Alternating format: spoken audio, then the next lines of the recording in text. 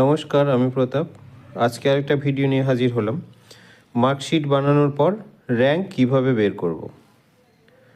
তো র্যাঙ্ক বের করার জন্য আমরা প্রথমেই একটা মার্কশিট বানিয়ে নিয়েছি। বানিয়ে নেওয়ার পরে টোটাল পার্সেন্টেজ করছি। ডিভিশন আমি দিইনি এখানে। ডিভিশন যারা জানো না, আমার আগের ভিডিও দেখে নিও। এখানে আমরা র্যাঙ্ক লিখেছি, আমি আগেই রেডি করে রেখেছি, না হলে অনেক সময় লেগে যাবে এটা টাইপ করতে। তো প্রথমে আমি র্যাঙ্কে ইকুয়াল টু দেবো, দিয়ে র্যাঙ্ক লিখে নেব।